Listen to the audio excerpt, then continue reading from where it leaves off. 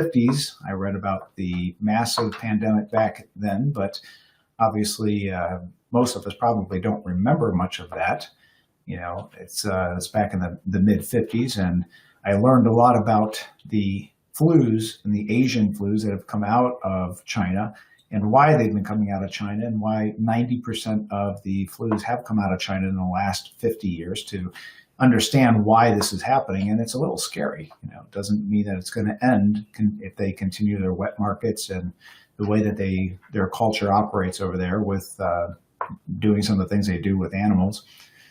So we're going to get going today, and I just want to kind of start off today by letting you know a couple ways that you can get a hold of us and make sure that you are staying in tune, because next week and the week after, we are going to continue these webinars. We're going to continue the communication with you. We're going to continue to keep you in the loop with exactly what is going on. The difference next week is mainly going to be that we are going to add in what's going on with the market and start getting more refined in some of our details. Also, for you small business owners, with the stimulus package that has been passed, we are going to create a separate page on our HHTBA. So on H&H Tax and Business Advisors site, that is primarily for the tax work that we do, the tax planning work, the legal documentation. And that's also where we work with small businesses, doctor's offices, dentist's office. Those are our primary clients, but we're also, obviously we have many other types of businesses, and you're going to need to know what is available to you within this new stimulus package, how to apply for it, how to get it, how to benefit from it. And again, there are going to be a lot of opportunities within this stimulus package. So there are going to be loans up to 2.5 times what your annual payroll is, and we can help work through. Is it better to file the 2019s? Is it better returns? Is it better to file the 28 or go off the 2018s? But it may be very inexpensive money, cheapest money that we probably will see most likely during our lifetime. And so what other things can you deploy with these government stimulus packages that they're going to allow people to borrow, and a lot of those loans will be forgiven. So we're going to cover a lot of that. Again, a lot of this we're going to be building out this weekend. My team is actually working all weekend to build these things out. There are a couple things I want to cover with you. I made a promise on Thursday, and I will promise to get to that by probably tonight. And then tomorrow, if you log on to the HHRDM website, we are going to post the letter that we want everybody to write to your congressman or congresswoman or your senator to complain and urge them to please, please, please change the Secure Act law to allow the 10 years to be 10-year distribution to be classified, any distributions to be classified as required minimum distributions. The way that they have written this law is going to put it's going to completely upend all of the existing trusts and IRA standalone trusts that have been done. Now, we have our lawyer in-house working very hard on defining the new language. We're cross-checking it with our tax team. It's probably going to be at least another week to 2 weeks until we have that language refined. But it's going to take a lot of work, because our entire team is going to have to redo every single trust and every single standalone trust. But in the meantime, please write, once you get this, I'm going to write a kind of a standard template complaint letter. Please write that to your congressperson or senator. Who knows? I mean, maybe a little old us can get somebody to listen to make a change in that law. However, the second thing I want to do is make sure that anybody that is not a client of ours, please do not do the deferral of the required minimum distribution. So we got word this morning from one of our financial planners that had been in touch with TD Ameritrade, because we tried to process a Roth conversion versus an RMD. They flagged it, wouldn't do it, because they said, well, you haven't met your RMD. So we're having to instruct them, there is no more RMD in 2020. So what we have made is a blanket policy with our clients that if they were going to do an RMD, we're going to do a Roth conversion instead. Unfortunately, this only happened 2 days ago. So anybody that has already done an RMD, we can't undo it. We're still working on trying to get your Roth conversion calculations done as fast as possible. But if you haven't done your RMD, make sure that we're going to do it this year, and we're going to do it when the stock prices are depressed. And this is one of the opportunities we're going to talk about today.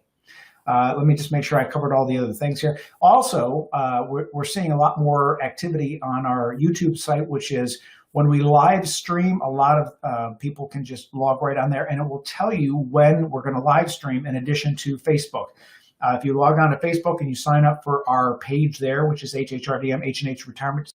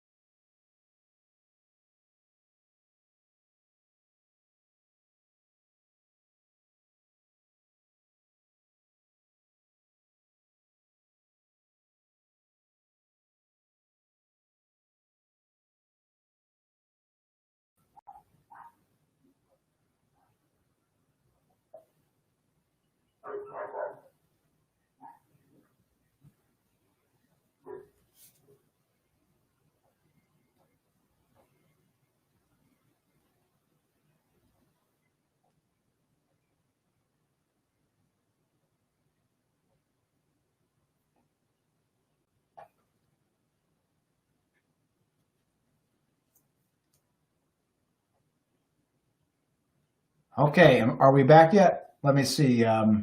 Looks like we got cut off. Daniel, can you give me?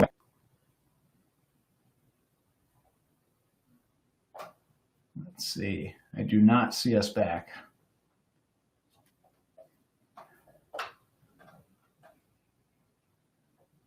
All right. Hey, there we go.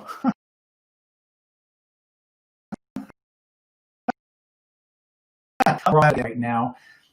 So it'd be great if you do get kicked off or you see that I'm frozen on the screen.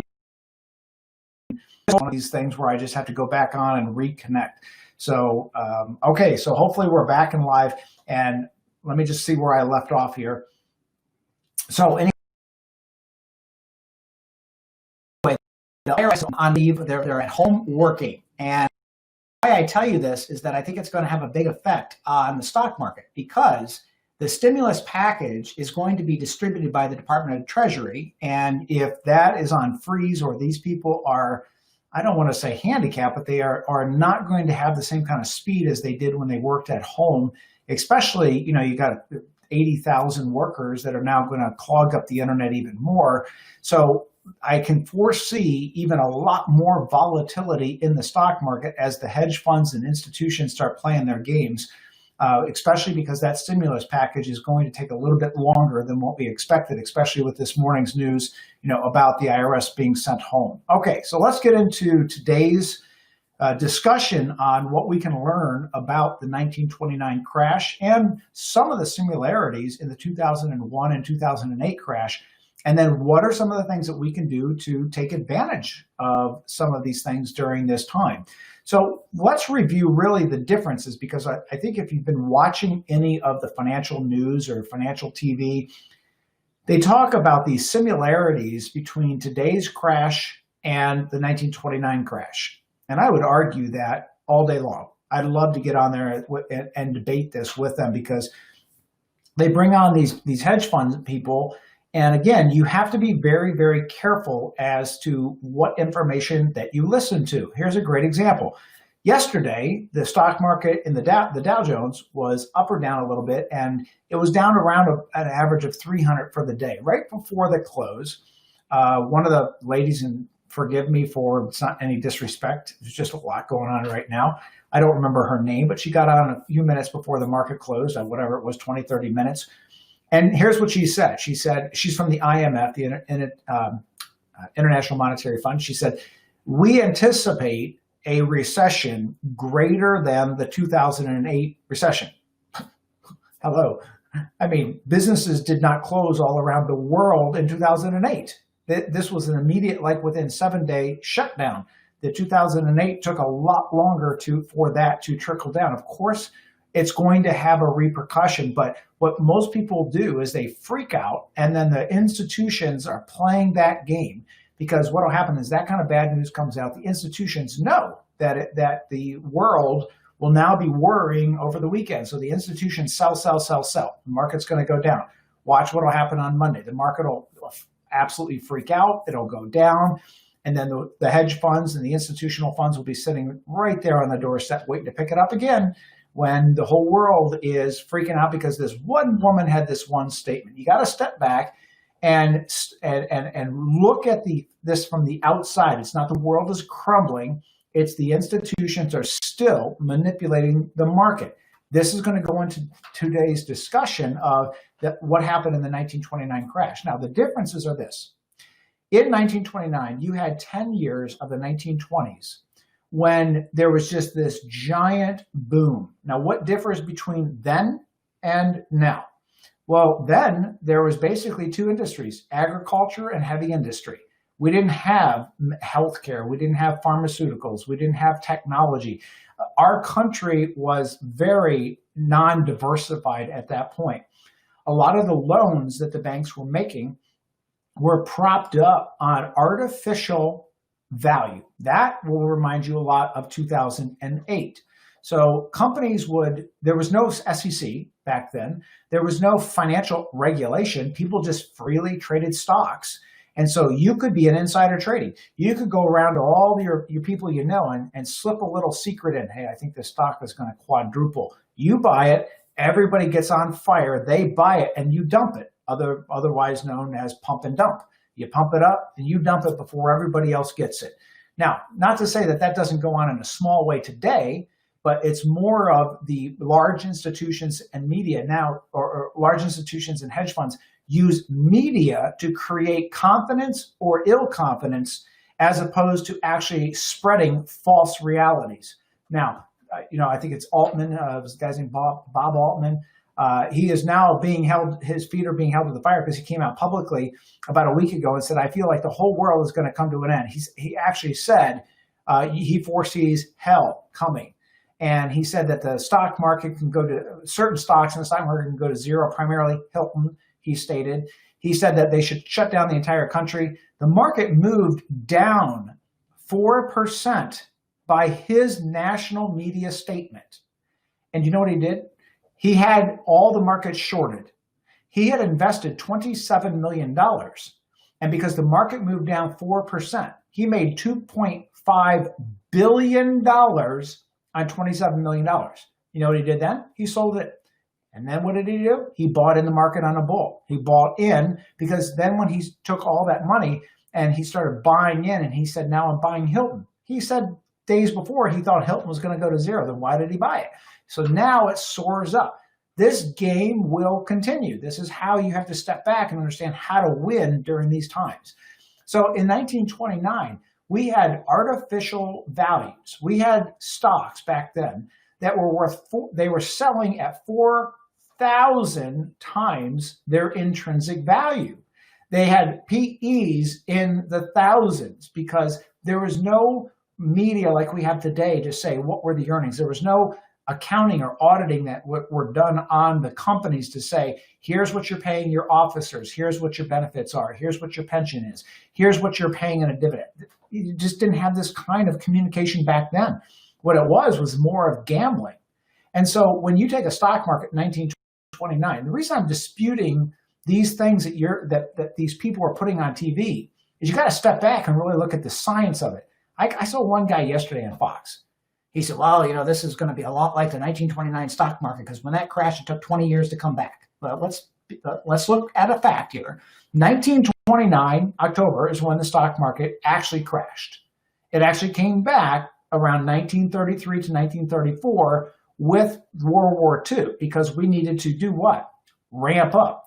Now, there was a lot of production back in the market when Roosevelt at that time gave his stimulus to the country. There was a lot, but how do you recover? And you can't put the same criteria on 1929 when you have something a stock that is selling at 400 price to earnings, and today you might have had a stock that was selling at 18 to 19 to 20 price to earnings, and it goes down, you can't say it's going to take us 15 years to recover. That's absolutely ridiculous, because we already had a fairly valued market. Back then, it was ridiculous. There was just no, it was like a lot like 2008, right? It was a lot like 2009, or I'm sorry, 1999 with the tech market. So let's step back and not relate today to 1929 and the time to recover. However, what can we actually take away from 1929? What we can take away is who made money? How did they make money? What did they take advantage of in 1929 versus today? So let's take a look at a couple of the things that I'm going to suggest that you do. So first, let's talk about defense, and then we're going to talk about offense. So on a defensive note, am I suggesting that you go to cash? No, please do not do that. Am I suggesting you run out and buy annuities? No, do not do that. Am I suggesting by any means you run out and buy gold? That would be one of the worst decisions I believe that you would ever make. However, what I am suggesting is that you rebalance portfolios over a period of time. Now, if you're our client, we're already doing that for you. I also suggest on a defensive strategy that here's a couple things that you can do to set yourself up. These are things that we learned in 2001. These are things that we relearned in 2008. And these have been very, very productive if you do them now. So let me go through a small little checklist. So one of the things that you can do is try to reduce certain expenses in certain areas. Now, there's certain expenses that I'm going to suggest that you reduce. And then there's certain expenses I'm going to suggest don't try to reduce, because I think it'll hurt you more than help you. Okay, so let's talk about some of those things.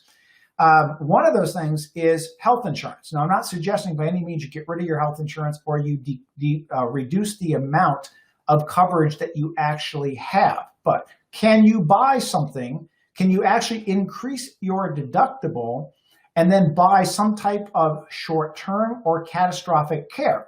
Because that may actually reduce your cost, and it may actually reduce any of the risk that you have in case you need medical care, especially with this virus. Number two is reduce auto and homeowners insurance. Now, here's how you do that. You look at your coverages. First, go online, start shopping around. Also, if you have sizable assets, why are you sitting there with a $250 or a $500 deductible? I have people come in and they'll have $1 million in assets, and they're holding a $100 deductible on their auto insurance.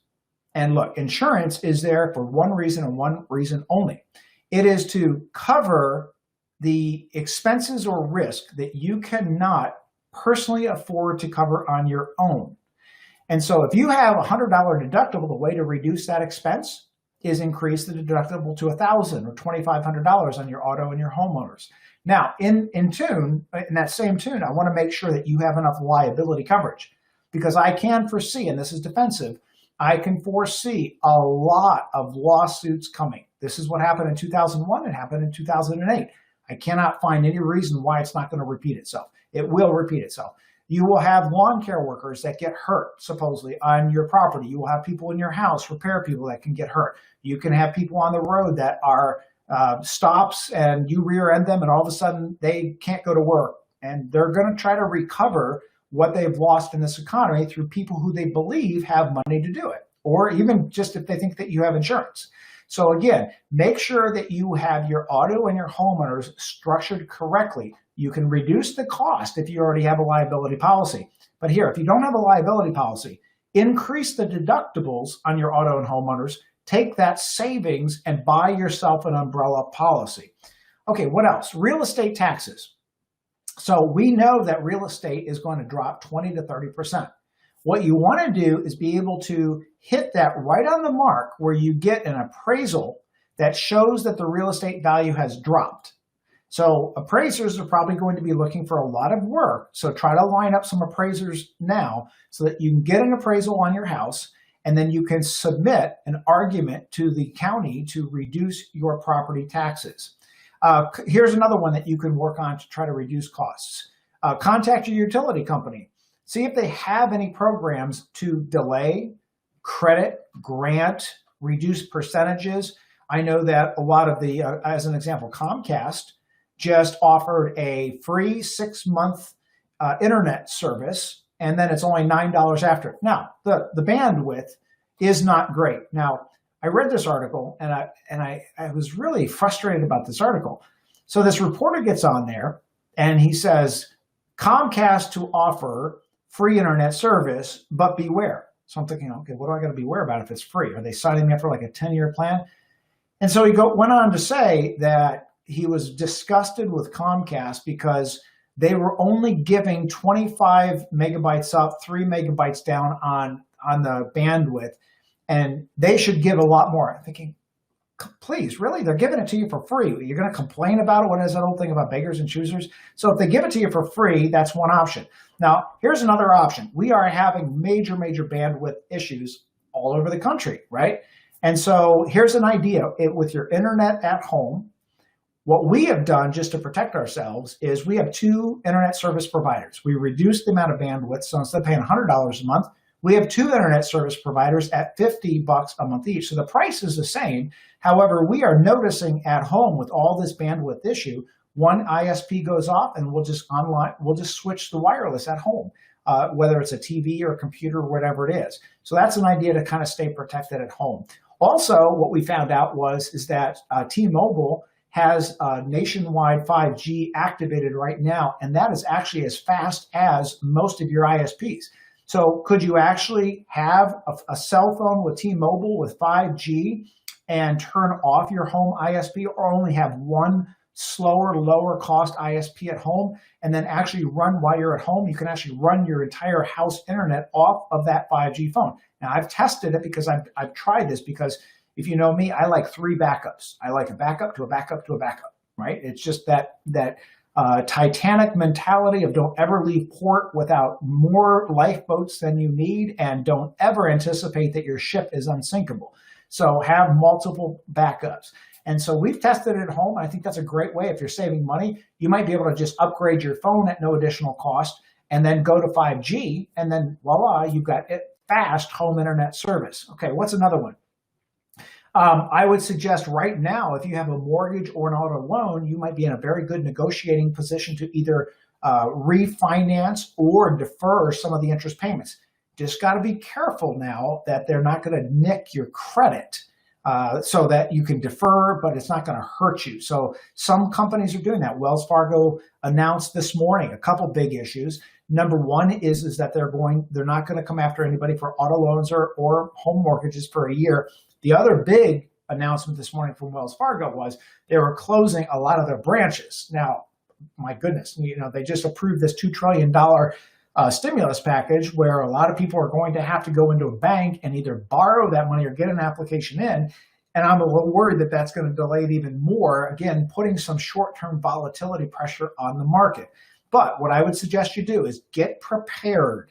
Now, we're not going to see any leveling in this virus for at least 3 months to 6 months, right? Even Bill Gates got on this morning. And if there's anybody that has the big data, they say Bill Gates has more big data than any government agency does with what he's doing with Microsoft and all of the healthcare charities around the world. And he basically said it's gonna take us about 6 months to level this thing out. So I may consider changing some of my timeline where I consider the leveling of between May and June. It might go now to June, July, where we're starting to see the beginning of that leveling. Again, we don't have to have it completely leveled to get a little more steadiness in the market. We just have to see that the world is on the beginning tracks to leveling the virus. And that's when we're going to see that market start to level out and start to go up. What else can you save on? Well, one of the things right now is, especially if you're over 65 years old, you probably know I have been a giant proponent of reverse mortgages since FHA took them over during the Obama years. And I don't remember what the year was, 2008, 2009, whatever it was. But, reverse mortgages were very dangerous prior to the FHA takeover of them, because you had to really know the fine print and people could come in and take your houses under the right conditions. Now under FHA, they're very safe, very low interest. And I feel that right now, if you have some of these offensive ideas, now is a really good time to look at a reverse mortgage. I can't recommend any brokers or any companies. You have to go online. You have to research them yourself. If you're a client of ours, when we get out of this initial tax and RMD and trust change, we're going to be reviewing all of these options. I think we have about 30 days to 45 days before we start to see any movement. So we have a little bit of time there. But I would try to research the reverse mortgages. If you find one that is good for you, then get your application in. What else? Get your application in for a regular mortgage. Why? Well, a regular mortgage, you might be able to refinance, get it down, but there's about a 3 to 5 week period of time that you're going to have to wait in order to get an approval on a mortgage. Now, what would you want to get a mortgage for? Well, let's say that you're going to buy some rental properties. You're going to buy some investment properties. When these real estate prices just go to rock bottom, then you want to be prepared, because here's how it works. There are going to be those fast and frenzy buyers. And we saw that in 2001. We saw it in 2008. They know when to take advantage of these opportunities. You have to be ready, meaning that if you show up at a foreclosure auction and you show up at a tax lien auction, or you show up at a deed in lieu of foreclosure auction or a negotiation, you got to be ready to be able to take that cash and get that good investment at that time. So it takes a little bit of pre-planning right now. So let me tell you who I don't think you should negotiate with. And again, this comes from lessons from past crashes, I guess is what we're going to call it. So don't negotiate with service providers, because what you're going to find, if you try to beat them up for price, you're going to get reduced services. You're going to be pushed to the back of the line. And what am I talking about? I'm talking about especially handymen for your house, repair people for your house. Now, if you need a new air conditioner, now is a great time to start negotiating for an air conditioner. You need something done with your house, you can negotiate on the materials. Just do not try to negotiate on the labor, because what will happen is you're going to sign a contract to get your air conditioner done, and you're going to be waiting 9 months to 10 months because everybody else is willing to pay top dollar. So what I learned in these past recessions is negotiate on things like your car loans. If you're going to buy a car, oh my gosh, when is the time to buy a car? So right now, if you've got a car that's got some mileage on it, you want to trade in your car, now is going to be one of the best times that you can negotiate on a new car. And we'll get to car leasing in a minute so I can explain the differences between car leasing. And I know some of you that tried to join me in that live stream, the whole internet went down. I kept trying to get back on to explain the back end of the car leasing, and unfortunately I got kicked out. So I'll make sure if the internet stays with us today, hopefully I can continue that. So on the car leases, or going back to the service providers, on the service providers, don't try to negotiate. What am I talking about? Don't try to go to the doctor. If the doctor is there, here's what I would suggest right now. Don't ask them to process. If you go to a doctor, don't ask them to process insurance. Why? Because that is the longest way for a doctor to get paid, and they take the biggest haircut on it. So what you want to do is go in and just say, cash pay, give me a receipt. And then you negotiate with the insurance company. You try to get your reimbursement or apply it towards your deductible. Look, if you go into the doctor's office and you say, here's my insurance card, they're going to now apply let's say it's a $500 bill and you got a $10,000 deductible. You're not going to get covered anyway. So all the doctor's office is doing for you is they're being super nice. And what they're doing is simply submitting that to your insurance company. Well, you can do the same thing and get it applied towards your deductible. So take that off of your doctor's back. Go in there and offer them a cash price, because you'll move to the front of the line. If you've got a dentist, same thing. Don't try to apply towards your deductible. Give them the cash right then, right there. A couple things will happen. One, that doctor, that dentist is going to put you at the front of the line, and they're going to appreciate you so much more, because it may take them 6 weeks, 8 weeks, 12 weeks to get reimbursed by the insurance company if it's covered. And sometimes they don't even get reimbursed because the insurance companies under these conditions are just locked up. We have one client that has a medical office, and she literally had to threaten the insurance company with a lawsuit, get a lawyer on the phone, because they're not paying. And so you can help the doctor, you can help that dentist. So don't try to negotiate with those service providers. These are all small business owners. They are literally living month to month to month with their payroll and their expenses. You can move to the front of the line. Negotiate with the large companies like the car dealerships, like the loan companies, the mortgage companies, the utility companies, the internet companies. Those are the companies that you're going to get the best deal on. And the bottom line is this, right? Who has ever been moved to the front of the line anyway? Don't you love the cable company? Yeah, I have my cable, my internet is out. Okay, we'll show up between 9 and 4. So wait a minute.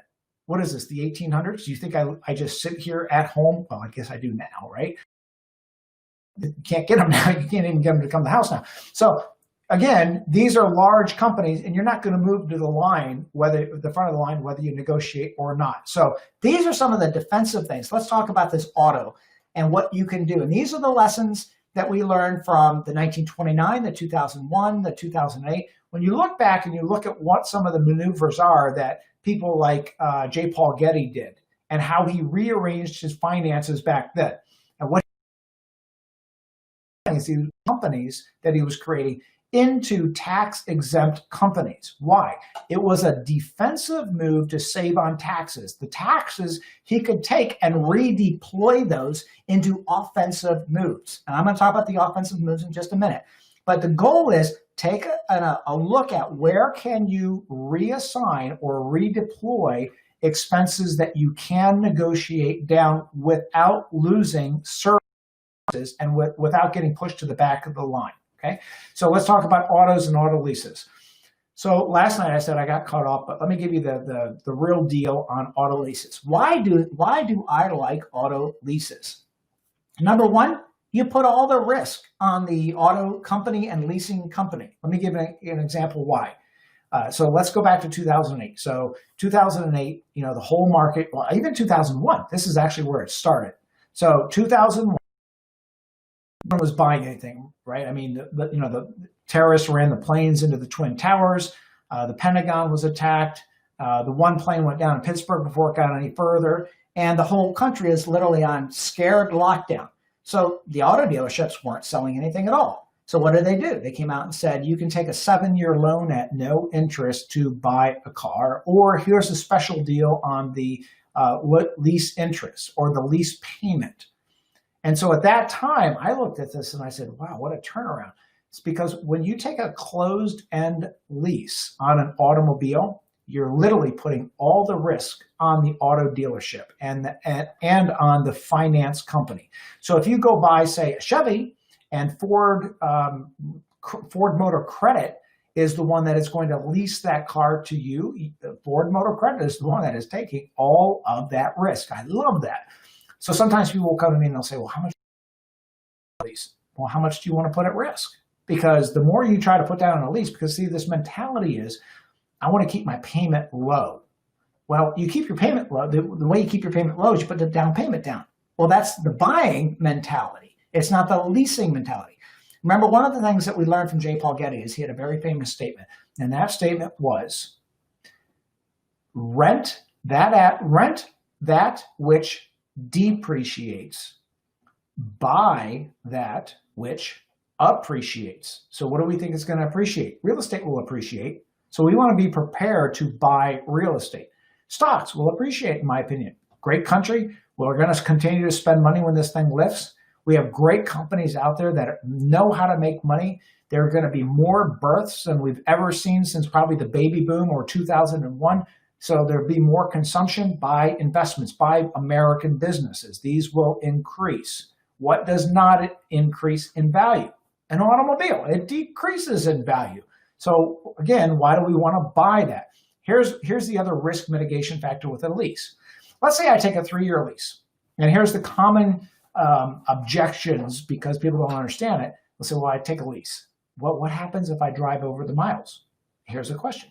If you buy a car, if you drive more miles, does the value go down versus driving a certain amount of miles? Of course it does. So it's no different with a lease. If I take a 3-year lease at 12,000 miles per year, at the end of that lease, if I've exceeded the 36,000 miles, then I'm going to pay a per mile penalty. Well, if I buy a car and I drive 12,000 miles per year, it's going to have a certain value. If I drive 20,000 miles per year, it's going to decrease in value. It's no different. You pay the penalty either by a cent per mile or a depreciated value in the automobile. So then people say, well, Ken, what if I want to buy the car out? Great. Here's how you do it. At the end of the lease, assuming it's a closed-end lease, what you're going to do is you're going to put as little down as possible with the lease. At the end of that lease, you're going to look at the fair market value of the automobile. Now, we don't know what's going to happen with the auto dealership. It took many, many, many years for the auto dealership after 2001 to recover, right? And so here's what happens. If the auto industry starts offering automobiles, discounted lease prices, 7 years with no interest, etc., what does that do to the used car market? It kills the used car market. It's because why? Why would the average American public want to go buy your used car and when they can go buy an actual brand new car and have the same exact monthly payment, if not less? So what it does in these environments is it absolutely just tanks the used car value.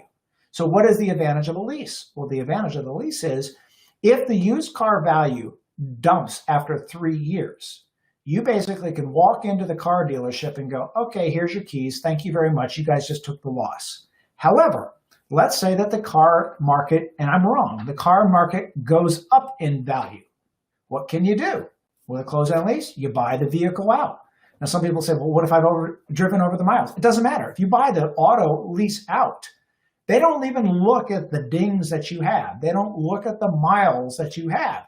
You have a contractual buyout on that lease. So if you buy a $30,000 car at the end of 3 years at 12,000 miles, you got a $15,000 buyout. It doesn't matter whether you've driven 30,000 miles or 300,000 miles. Your buyout is $15,000. So you have a guaranteed buyout, but you also have the ability to drop the car off and relieve all the risk and put the risk on the leasing company. So again, defensive move right now. If you were planning on buying a car in the next year to 2 years, buy it now. Get rid of that used car and get that trade-in going right now. Why? They're going to use the blue book value of that used car, of the value of the comparables in the last month or 2 months. Now, if you wait 6 months to buy a car, they're going to use the current comparables, which are going to be much, much, much lower because, again, these new deals are going to tank the value of the used cars. So that's how you handle automobiles right now.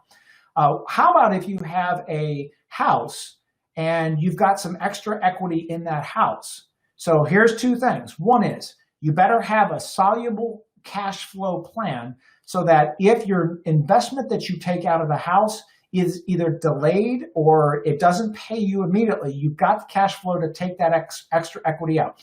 Dude, please do not do what people did in 2005, 2006. They started refinancing their house.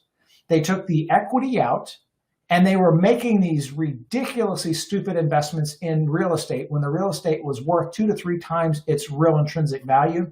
And then when the real estate market crashed, they couldn't afford to pay their own mortgage and then they lost their own house. So the key is if you've got the soluble income, the safe income to actually pay that mortgage, take the equity out at a very low interest rate. Here's another example. We know that you'll be able to take out if you own a business, you'll be able to take out 2.5 times what your annual payroll was up to $10 million. So it's a lesser of 2.5 times or $10 million. And that interest rate could roll anywhere between 2 to 4%. That's pretty powerful because there's actually loan forgiveness on it.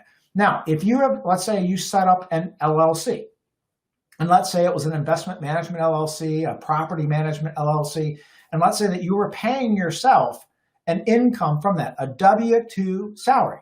Guess what? You're going to qualify for that loan. Now, you got to get that loan in. We have not seen all of the loan structure. I'm only reading this from what has been released to the public. And next Friday, when the actual loan program opens up, there might be more restrictions. But as of right now, you would qualify for one of those payroll relief funds. Okay, so these are offensive things that you can actually do. Let's talk about a couple other offensive things. Don't pay off any loans right now. That would be the worst possible thing to do. If you have loans, refinance them for little to no interest rate for as long as you can go. Again, if you've got a car, you can turn that in. And any kind of governmental taxes that you get a deferral on, definitely defer those loans. Okay, let's cover a couple other things here. We talked about a reverse mortgage. Okay, so let's talk about really some of the stock and equity types of strategies that you can use going forward. One of the things that you can do is if you've had stock that has dropped in value, you can take that stock out and you can actually move it to either a non-qualified account right now, pay the tax on it, or you can move it to a Roth. Everybody's eligible for a Roth. If you have a required minimum distribution due, you can take that out and you can move it over. So there are a lot of opportunities right now. Now, here's what I'm going to suggest. In the next month, focus on what large expenses from utility companies, mortgage companies, those types of things can you work on reducing? What kind of things can you buy for your house that you could get a discount? If you're going to buy air conditioners, you're going to get a roof repaired, you're going to get a pool put in. These things are things that you could probably get some pretty good discounts on right now. Focus on if you've got service providers, paying them in cash, paying them up front.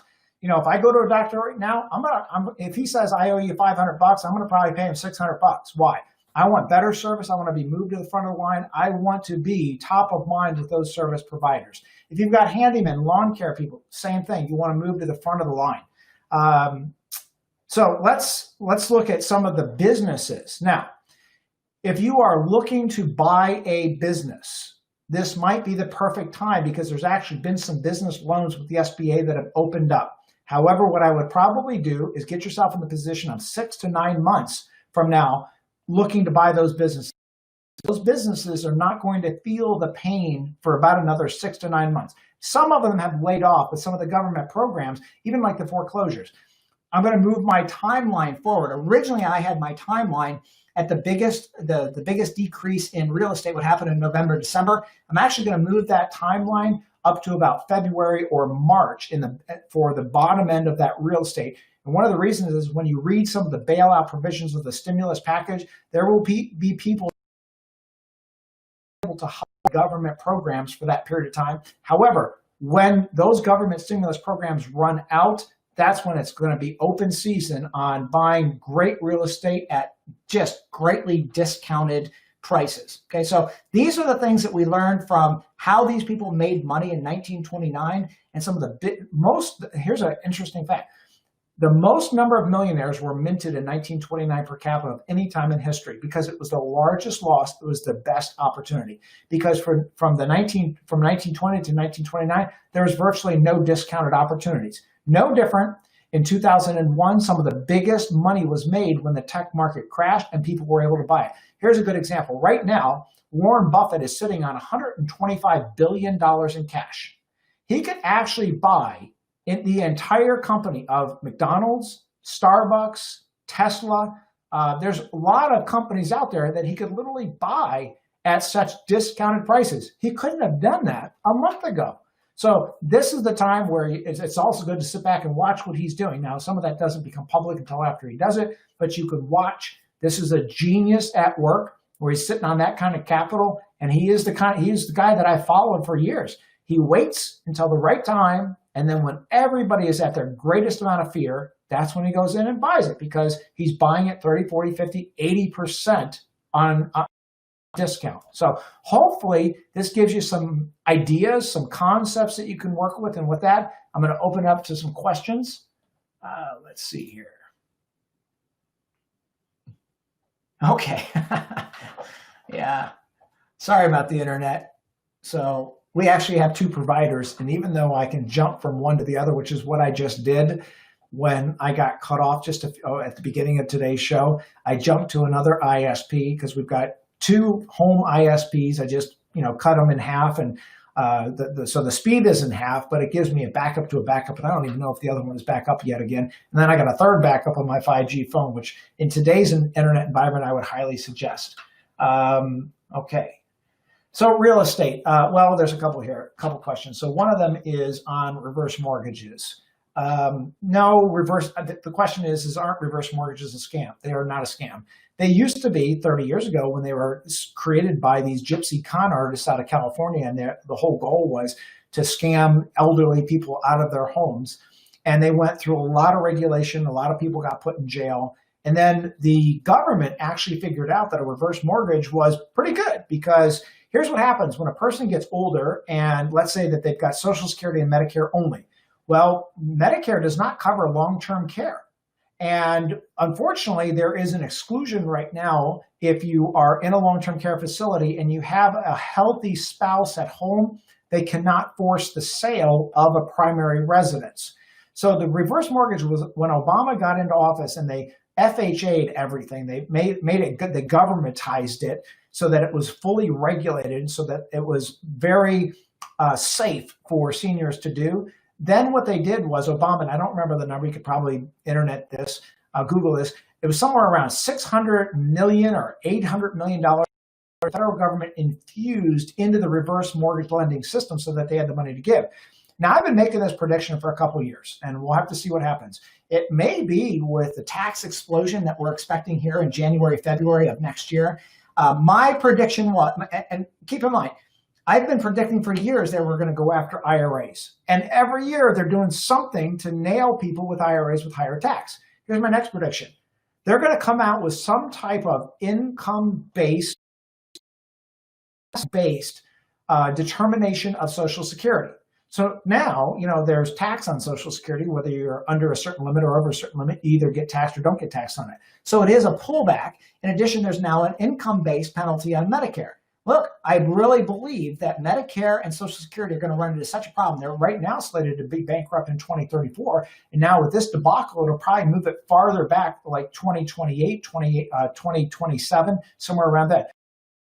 They're going to bail that out. Well, my estimate is what they're going to do is they're going to make reverse mortgages mandatory if somebody has a healthcare issue or cannot pay their bills before they give them any kind of government aid. Okay, so again, I'm a big proponent of reverse mortgages now that there's some safety built in. Okay, I got another question here. Income.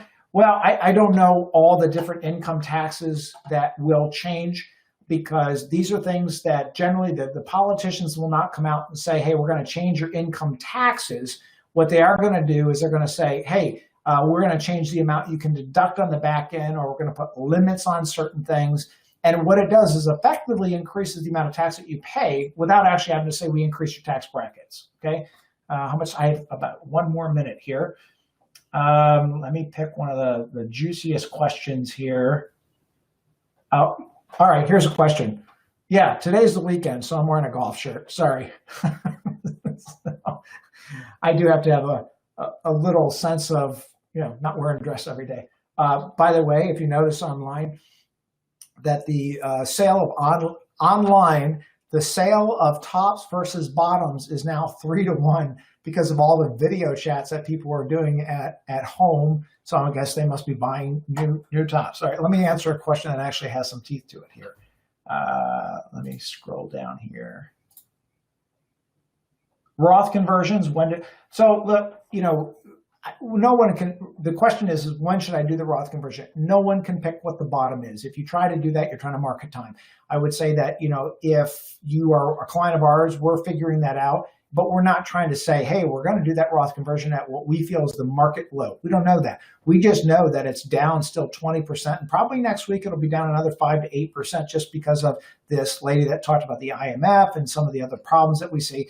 So we're trying to get these Roth conversions processed as fast as possible, but this is a whole new world. I mean, we've got 15 people working 24/7 to try to get this done for everybody. If you're doing this on your own, get to it. We're finding that the custodians are also very draggy because they're also dealing with a lot too. So Roth conversions, do them as fast as you can, because I can't make a prediction as when the bottom is or when the market will top out. Okay, so I'm today. Hopefully this was helpful for everybody. It gives you kind of some insight as to some offensive things that you can do and some defensive things that you can do. And again, just go to hhrdm.com, and I added a live feed on there. So if you go to hhrdm.com/events, there's now another menu on there which can actually connect you to the live stream. It's better actually to go right to YouTube and just hit subscribe, or go to Facebook and look for the events there. With that in mind, I'm going to wrap it up. You guys, everybody, please be safe.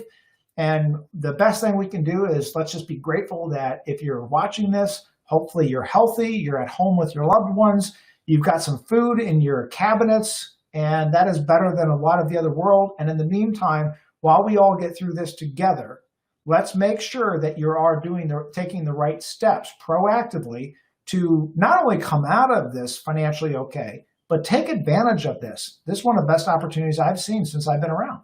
Have a great day.